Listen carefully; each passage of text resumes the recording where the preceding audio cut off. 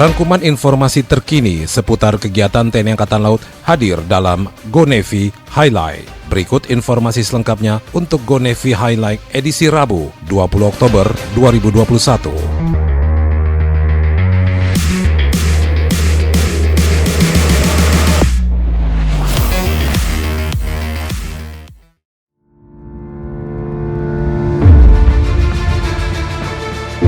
TNI Angkatan Laut dengan menggandeng production house PT Indonesia Televisi Streaming Network akan segera memproduksi film bertemakan pertempuran Laut Arafuru yang rencananya akan ditayangkan perdana pada peringatan Hari Dharma Samudra 15 Januari 2023. Seusai penandatanganan perjanjian kerjasama, Kepala Staf Angkatan Laut Laksamana TNI Yudo Margono yang didampingi Wakil Kepala Staf dan sejumlah pejabat utama Mabesal dan Panglima Kotama menjelaskan bahwa nilai-nilai perjuangan, keteladanan, dan kepemimpinan yang ditorehkan Komodor Yos Sudarso bersama prajurit TNI Angkatan Laut lainnya yang terlibat patut menjadi contoh dan teladan bagi generasi penerus bangsa.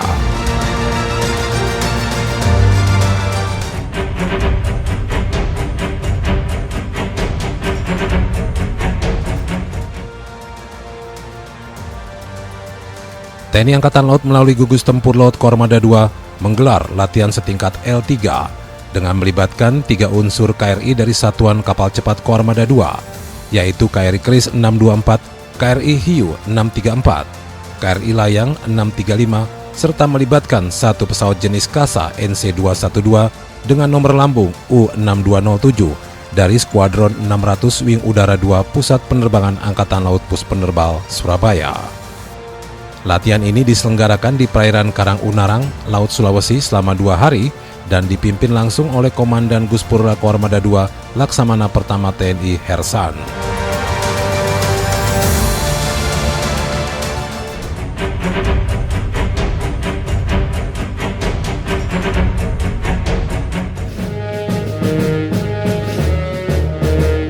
Komandan Komando Pembinaan Doktrin Pendidikan dan Latihan TNI Angkatan Laut atau disingkat Kodiklatal yang diwakili Wakil Komandan Kodiklatal Laksamana Muda TNI Agus Haryadi menutup sekaligus melantik dan menyumpah program pendidikan pertama Bintara dan pendidikan pertama Tamtama Prajurit Karir TNI Angkatan Laut Angkatan ke-61 di lapangan upacara Mako Kormada III Sorong, Papua Barat.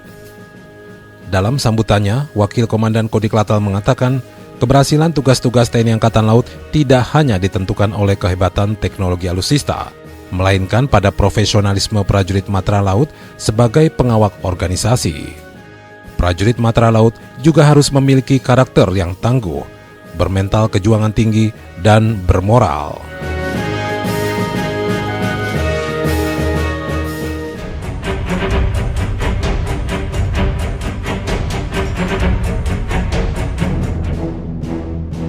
Kepala Staf Angkatan Laut ke-25 periode 2014 hingga 2018, Laksamana TNI Purnawirawan Ade Supandi memberikan kuliah umum kepada Taruna Akademi Angkatan Laut tingkat 2 Angkatan 69 dan tingkat 4 Angkatan 67 di Gedung Mas Pardi, Kesatrian AAL Bumimoro, Surabaya.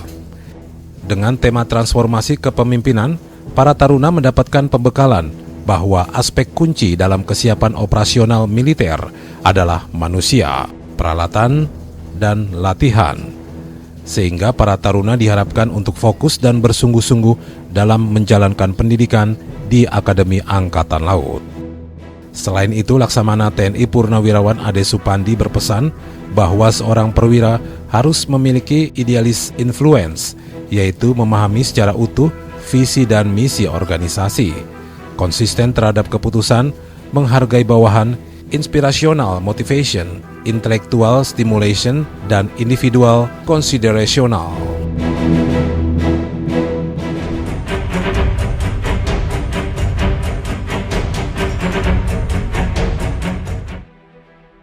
Kepala Staf Angkatan Laut Laksamana TNI Yudo Margono meninjau secara langsung pelaksanaan Tactical Floor Game latihan operasi amfibi tahun 2021 yang diselenggarakan Komando Armada 1 di Gedung Obesaf, Markas Komando Armada 1 Gunung Sahari, Jakarta Pusat. Pelaksanaan latihan tersebut akan melibatkan kapal perang dengan tujuan untuk meningkatkan profesionalisme prajurit baik secara individu maupun kerjasama tim.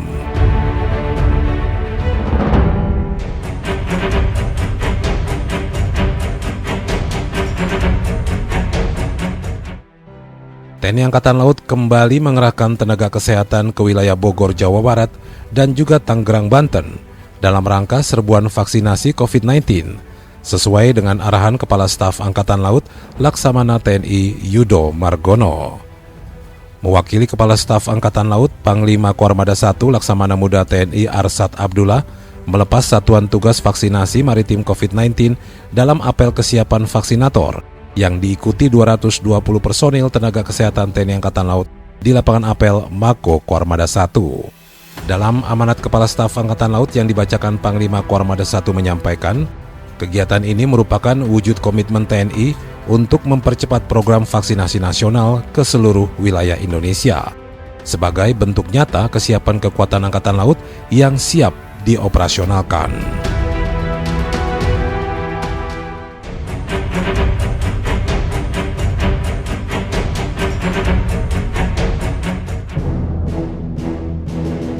Rangkaian kegiatan Pusat Hidro-Oceanografi TNI Angkatan Laut terkait peringatan 100 tahun Hari Hidrografi Dunia dilaksanakan di Markas Komando Pushidrosal, Ancol, Jakarta Utara. Kepala Staf Angkatan Laut Laksamana TNI Yudo Margono memberikan brevet kehormatan Hidro-Oceanografi kepada Panglima TNI Marskal TNI Hadi Cahyanto, Menteri Luar Negeri Republik Indonesia Retno Lestari Marsudi, serta Kepala Badan Perencanaan Pembangunan Nasional Suharso Manoarfa. Penyematan brevet kehormatan hidro-oceanografi ini merupakan bentuk penghargaan kepada para pejabat negara atas dukungan, peran, dan kontribusi dalam mengembangkan dan memajukan Pushidrosal.